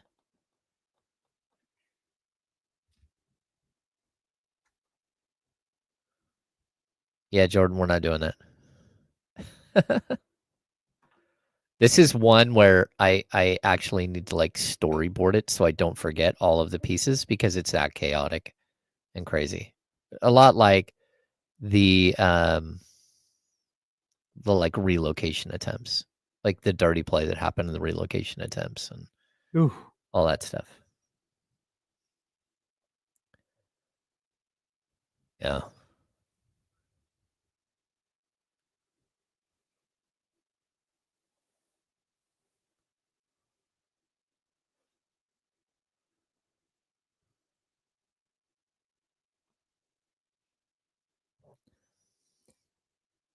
He's James. I'm Kyle. Jiffy Lube's the sponsor. The Kings take on the New Orleans Pelicans tonight at the Smoothie King Center.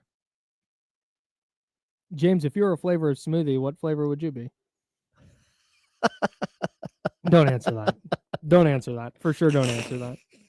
No, it's a big one for the Kings. We talked about it earlier, but these are 2 games that you have to go win. You get 2 in New Orleans. They're the worst team in the West. Go get these 2.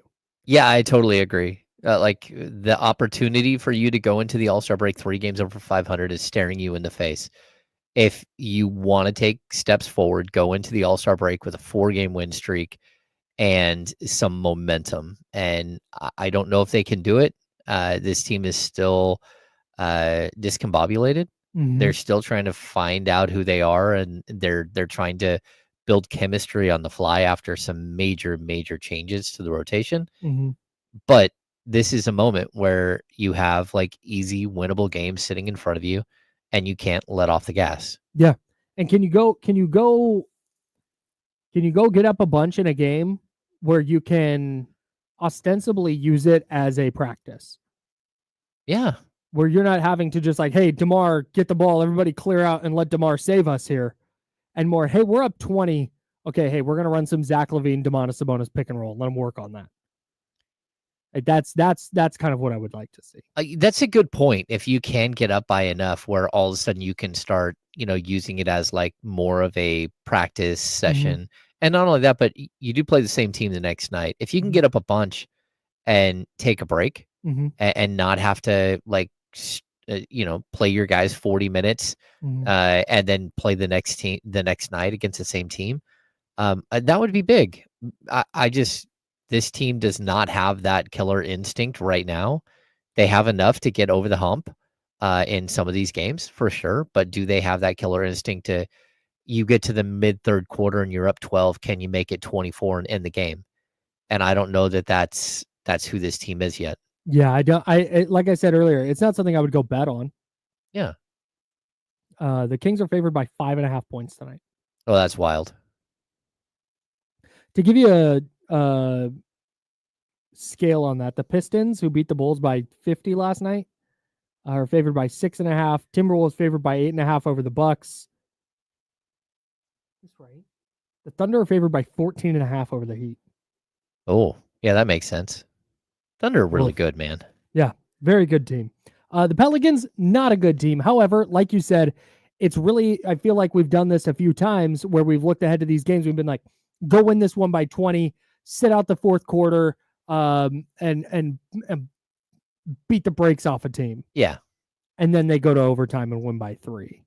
So I'm not going to put all my eggs in the Kings are going to roll basket, but if they follow our keys to victory, maybe they can. Let's get into our keys now with James Ham, number 1. Go big. It worked against Dallas. It might work against Messi and Zion Williamson. I want to see the Domantas Sabonis, Jonas Valanciunas lineup out there, not for 30 minutes, but I think between the first half and the second half, you might be able to play like 3 to 4 minutes per half with both of them on the court and see what it looks like against a team that has big players, against a team that aggressively attacks the rim. If Zion's not there, I'm not so concerned about it. But if he is, I want to see if you can, wall him off and shut him down. Yeah. Yeah, even if Zion doesn't play, I still want to see that 2 big lineup. Yeah. Just sprinkle that in every now and then. Yeah, let him build some chemistry with that. Yeah, for sure.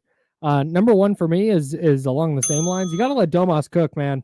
He had 27 and 16 on 10 of 18 shooting on Saturday against this very same team. I think I will continue to say this. I think the best route for the Kings to go offensively is turning Domantas Sabonis back into the offensive hub. His assist numbers are way down this year. They got to let those tick back up. And I think part of that is getting him the rock and letting him go to work. I know he doesn't have like a super deep offensive bag, but if he's going to score 27 points on 18 shot attempts, I would like to see him replicate that. Yeah, and for as much as Zion Williamson is a bear to deal with on the offensive side of the ball, he's not a good defender, and you can abuse him, and that's what happened last time. Yep. He got in foul trouble here and there. He didn't know what to do with Domas, just like the rest of that team doesn't know what to do with Domas.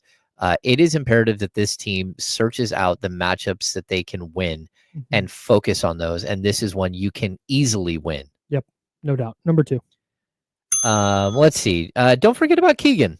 Like, whatever reason they forgot about Keegan in the first half last game, he scores 11 in the third quarter. They forget about him again. Like, get Keegan Murray some shots. And, again, that I think it plays into running the ball through Sabonis more often.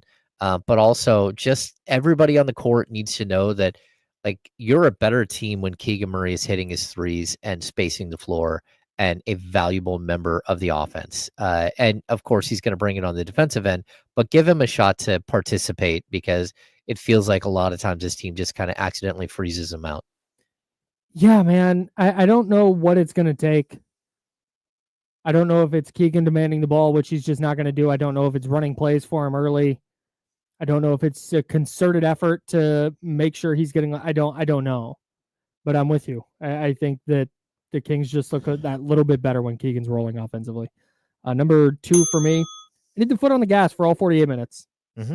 Because New Orleans, this is where teams like this are tough because ultimately it's still the NBA. And when you get into situations like this where the team has nothing to play for, they might play some guys who this is their shot in the NBA.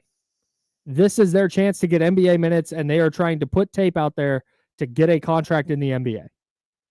And if you try and throw your jerseys on the court, those types of players will punch you in the mouth, and all of a sudden it's a 2-point game with 4 minutes left. Yeah, I think the key to beating them the other night was that, sure, their stars rolled. Again, Zion 40 plus. McCollum at 31. Yeah, and then you had 20 for Murphy. You shut the faucet off everywhere else. And that's where you can beat this team. Like it's okay, even how the Kings beat Dallas. It's okay for Kyrie to have a big game, but you have to find ways to shut the faucet off everywhere else. And I think this Kings team does have that capability. And it's probably because they have guys like Keegan and they have guys like Keon that are just really, really good defensively and can help slow down these other pieces. And that's a good thing. Number 3. This is a 12-win team, Kyle. Boy, is it. It's a 12-win team. And they're like a super 12-win team. It's a 12-win team. Just beat the 12-win team.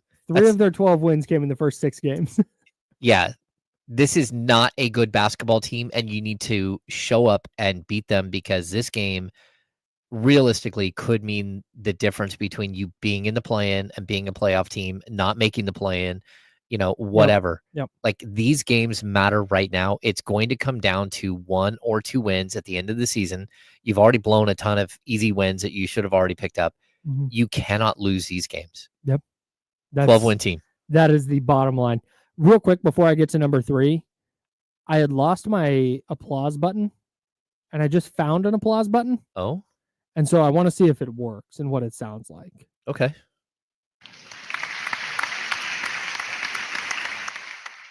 Nah, that's fine. That's Kind more of a like slow clap. like an Oscar. I think if I do that with the air horns. Number 3. There we go. If Zion plays, you got to throw the kitchen sink at him. Yep.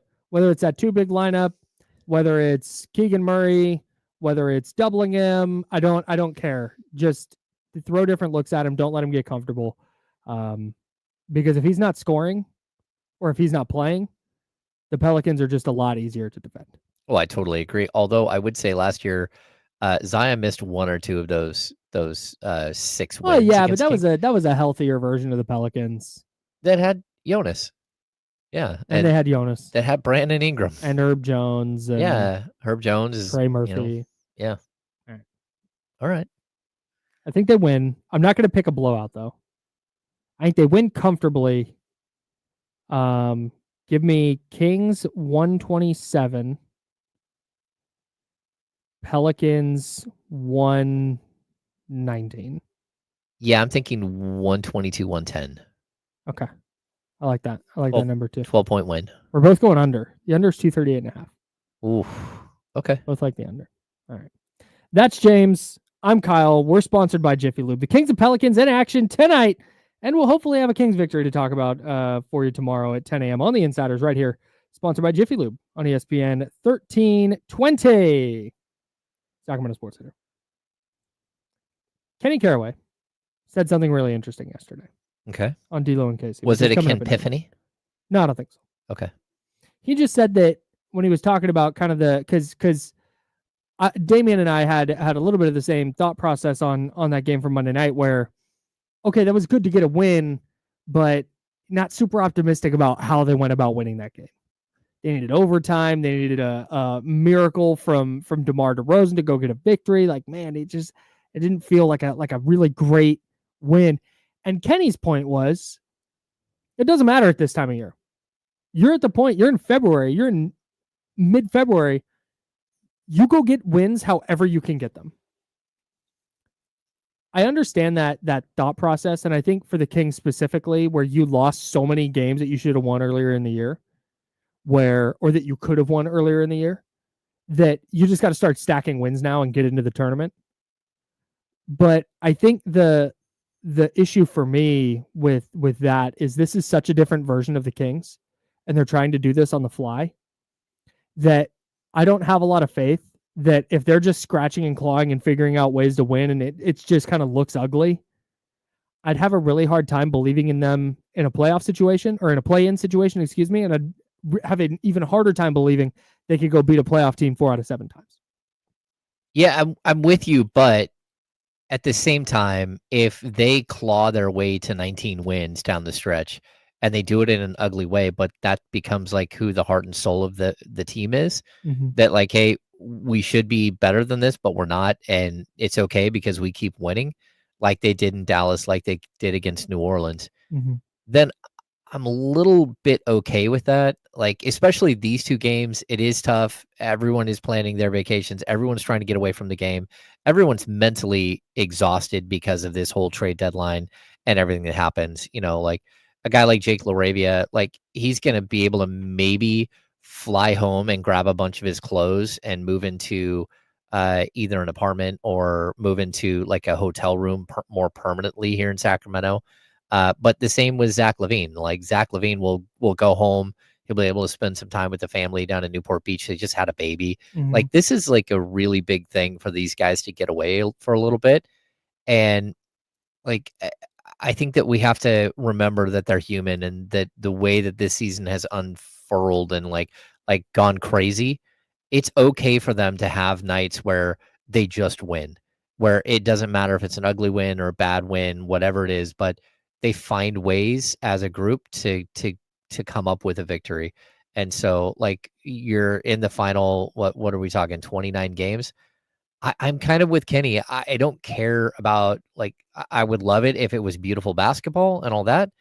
But at the same time, like beautiful basketball that equates to losses that doesn't help anybody here. And, Sure. So I'm more of the, like, just find a way. And I think the one good thing about, like, we talk about blowout wins, the good thing about a blowout win is that your starters don't have to play as many minutes. Mhm. This team is taxed. They have been Mhm. taxed for months because they didn't have the pieces necessary. Mhm. And that's why, it used to be like 4 of their 5 starters were in the top, like, 7 in the NBA in minutes played. Mhm. Like, that's not a recipe for success over an 82 game season. So I think right now they're trying to figure out all these ways that they can, change lineups, and whether it's, Jonas and Sabonis playing together, or whether, like, you're trying to find combinations. Can you get Monk with Jonas to get the pick and roll going off the bench? Can guys start hitting shot? Like, there's just so much to this season Mhm. that this is one of the more complicated seasons I've been a part of, like, to cover. And so if At least you, when you add in the expectations, I would imagine so. yeah, the expectations matched with a coach getting fired and rookie head coach stepping in as an interim, trading your best player, the Kevin Herter saga that just wouldn't go away, where he just, like, got the yips, just straight up, and like all of these pieces. Hasn't gotten better in Chicago, by the way. No, he hasn't. And so, like, all of these pieces that were happening at the same time, a rookie that wasn't going to play for 6 months, and then he Mhm. shows up and, like, just hasn't been able to find his rhythm. Like, there's a lot to this season that's just really super complex. And, we throw in all of this crazy who's following who and all that stuff, and it just gets more and more complicated. And so for me, like, if you can gut it out and get to what you're talking about, the 45, 46 wins, and somehow be the 6th seed in the Western Conference, and not even have to go through the play-in, like, that would show me that this is, I don't think I care how you got there. I just care that you got there. Okay, point taken. On the other hand, I think that works against a shorthanded Mavericks team where all their fans hate the team right now. Mhm. I think it can work against New Orleans. I think you might have it work against Golden State and Charlotte and Utah. It's not going to work against Houston. It's not going to work against Denver. It might not work against San Antonio. It's not going to work against the Clippers. It's not going to work against the Knicks. It's not going to work against the Grizzlies or the Cavaliers or the Celtics or the Thunder or the Magic and all these really good teams that you play down the stretch. Yeah.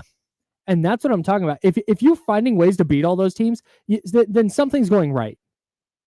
My thought is, over the next 5, where Golden State is literally your toughest game, that's where I need to start seeing some kind of tangible growth, and not just, wow, hey, they beat the Pelicans twice, but they needed overtime once, and they needed a DeMar DeRozan game winner in the next one. It's going to be really, really tough to go, yeah, hey, look, they're figuring it out. Like, okay, yeah, they scratched and clawed and they stacked wins. That's better than stacking losses, like, no doubt. But if you're going to feel better about them going into that stretch of games where they have some really, really tough matchups, I need to start seeing better basketball. And I don't think that relying on DeMar DeRozan to score 42 is conducive to doing that.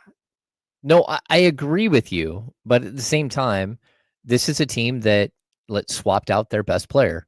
It's a team that has 3 new rotational pieces that hasn't had a day to practice. Yeah, no, understood. So I get you. Like, you want to see better basketball, especially coming out of the break.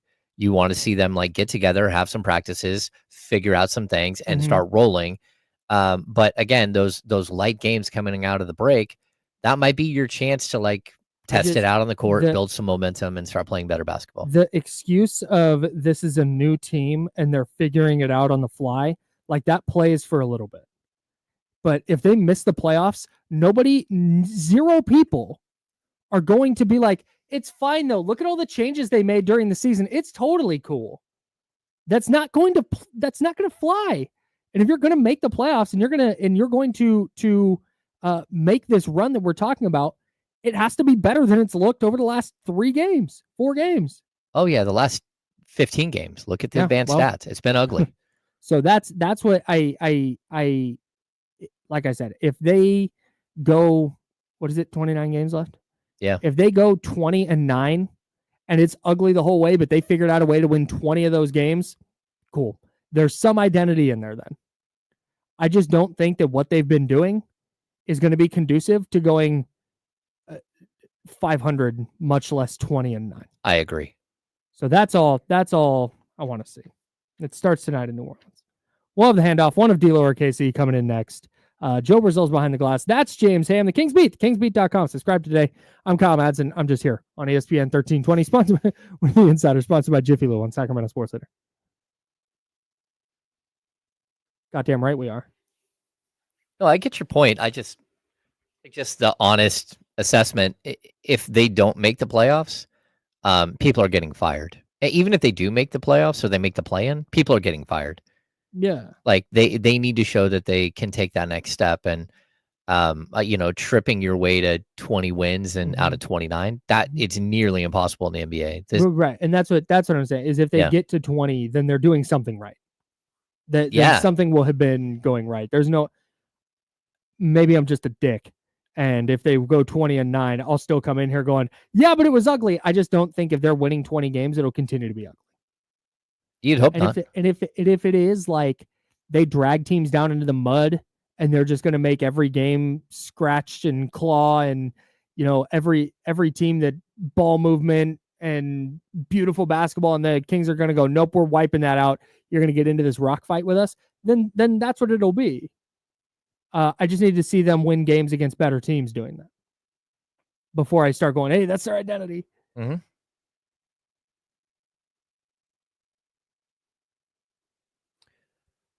I'm intrigued. Okay. Thanks, Joe. Hey, tell him to call back tomorrow. All right. Thanks. It's just that the last segment's so short that if we do a caller, we get sidetracked. And no, totally. It is a super, super short segment. Skidoo. That computer's up already, right? Mm-hmm. Yup.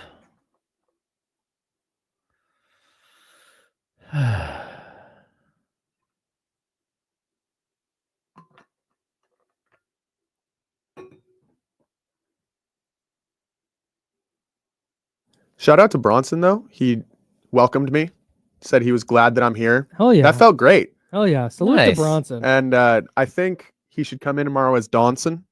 That's just my idea, though. No, I love that. Donson. It's 2 days in a row we had to tell people, nope, can't talk. Yeah, Mitch didn't call back today. Wow.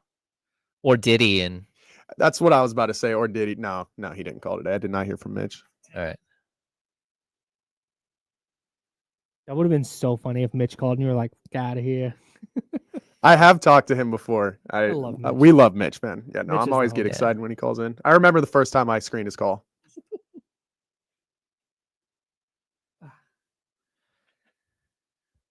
Mitch is good people. Yeah, he means well. I like that he calls. Me too. If you guys don't mind, thumbs up for us and subscribe to the channel if you don't already. Got a lot of people up in here.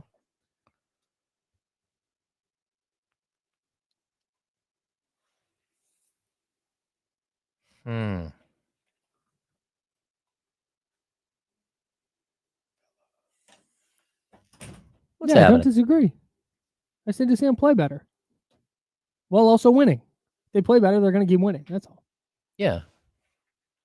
I mean, it's not easy to switch out a player like Fox for somebody else. Yeah. Yes. Bryce, key to victory. Strelitzia Flowers. You guys go to Strelitzia Flower Company. Got a couple of days here. Was it Radio 224 is your code word? This is what I'm saying. Thank you.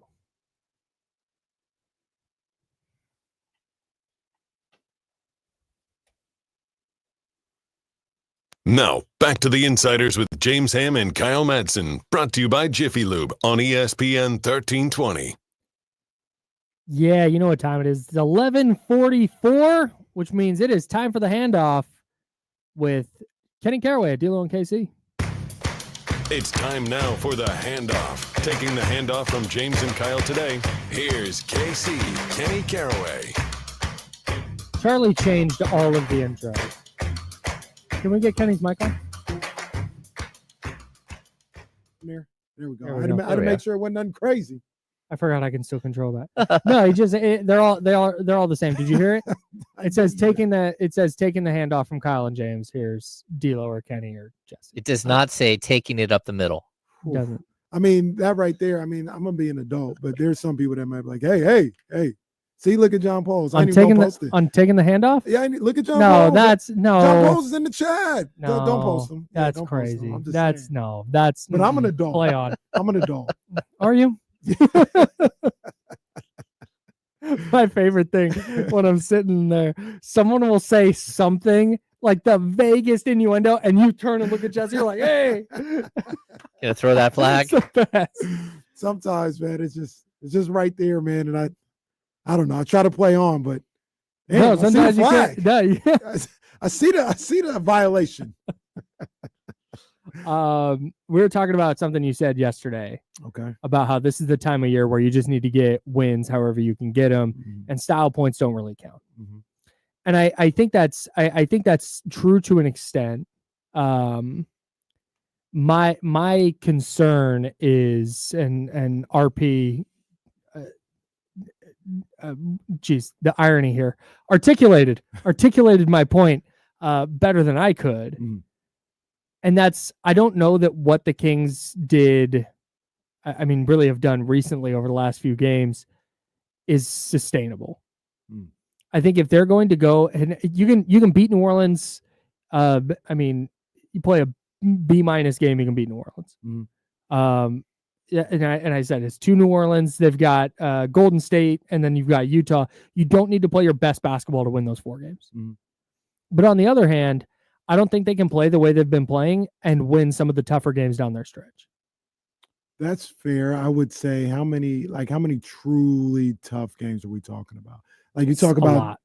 Well, I mean, it is, but it isn't. Like you've got Dallas, at Houston, you've got at Denver, you've got San Antonio at home, you got at the Clippers, you've got the Knicks. So hold on, Memphis. Hold on, you got Cleveland twice. Hold on, I want to pause you. Boston? Like we're talking about average to good teams. You can beat average to good teams the way they've played the last 4 games. You can't beat OKC, you can't beat Boston, you can't beat Cleveland like that. But my point is, how many times are they playing those teams? Like, you mean to tell me they play the way they played on any one of these last 2 games, either one of these last 2 games, and they can't beat San Antonio? I don't know. San Antonio looks pretty good right now. They look pretty good. They just lost to Charlotte. Oh, well, that's true. and they lost to Orlando. That's a good point. They don't look pretty good. They're 3 games Didn't behind the Kings lose to Orlando? Yeah, but they're 3 games behind the Kings. They've lost games behind the Kings since. Hey, they just beat Washington though. Watch out. That's a good. They're 5 games under 500, which again. So I'm not saying San Antonio is New Orleans, and I but guess, like how many of them like you just can't beat this team no matter what. My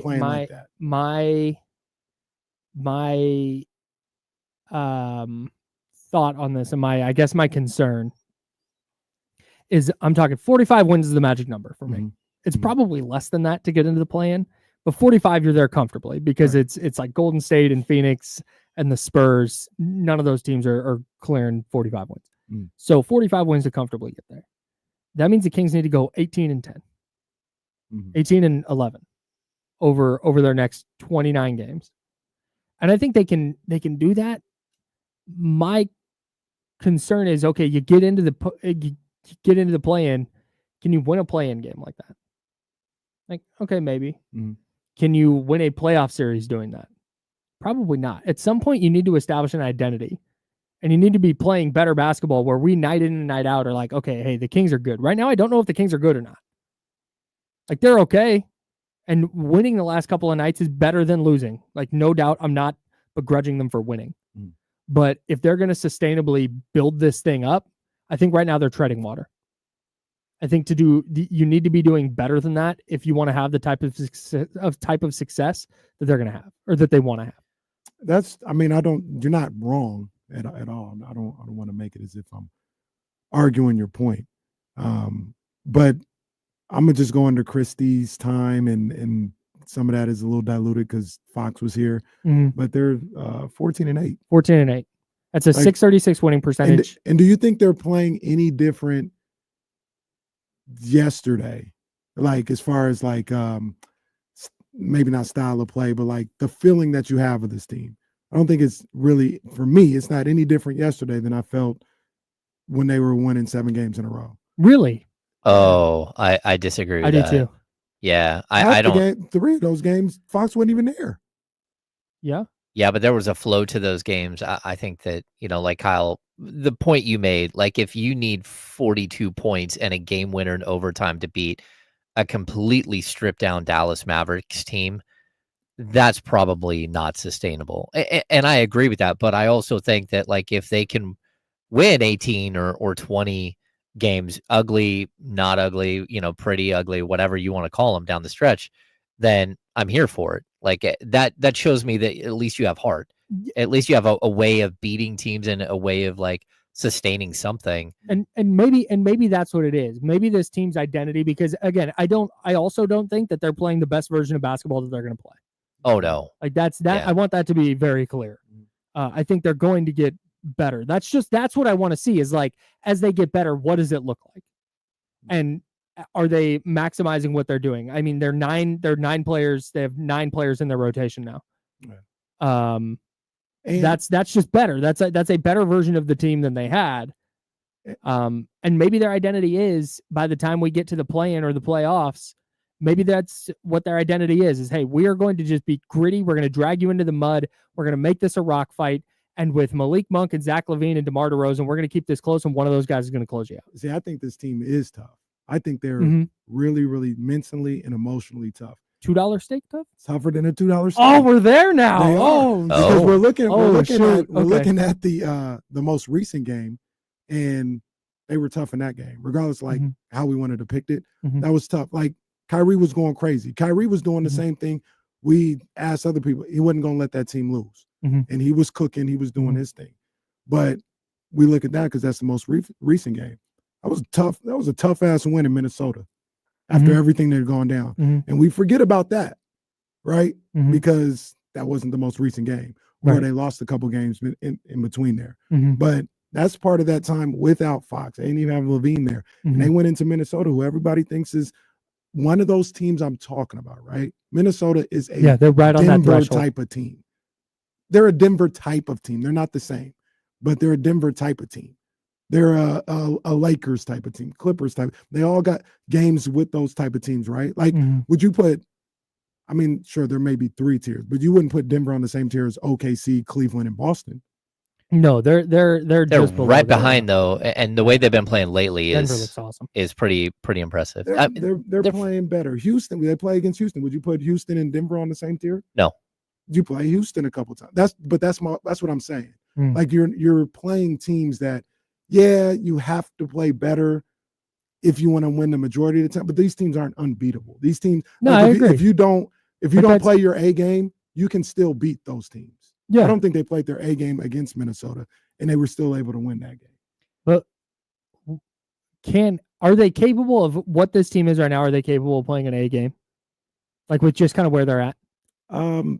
With these 2 games before the All-Star break, probably not. I mean, there's practice time. There's Zach LaVine and his legs and all this other stuff that they just need to take a breath.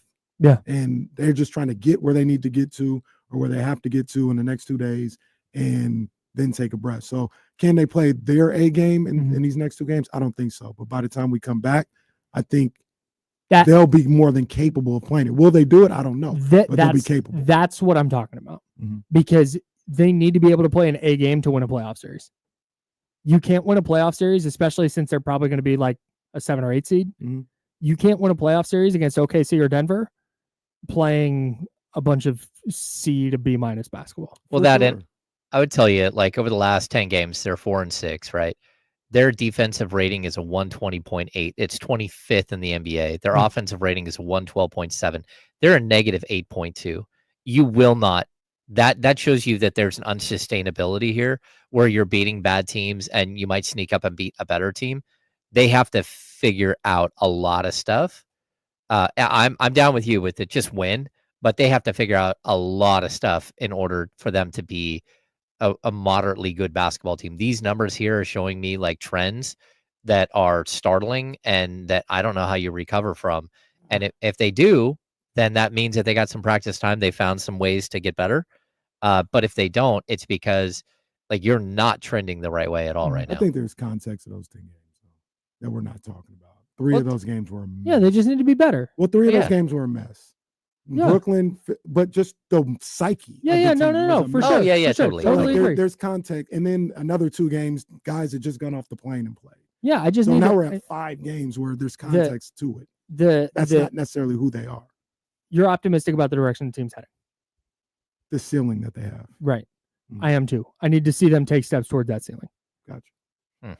That's where that's where I think I'm understandable. Yeah. Right. Once again, I agree. I agreed from the start. We're just arguing the same point. Kings go win a championship, and I'm hearing here. I'm like, yeah, but it could have looked better. Was the ball movement good enough? I mean, the ball was sticking a little bit in that Game 7 winner, but I guess. That's Kenny Caraway. D-Lo and KC coming up next. They're taking you up to 4 o'clock. For James Ham, I'm Kyle Madsen. We're the Insider, sponsored by Jiffy Lube. Back with you at 10 a.m. tomorrow. Enjoy the game tonight. Enjoy D-Lo and KC, and we will talk to you at 10 a.m. tomorrow. Just said that. Drink water. Be nice to people. Get me out of here.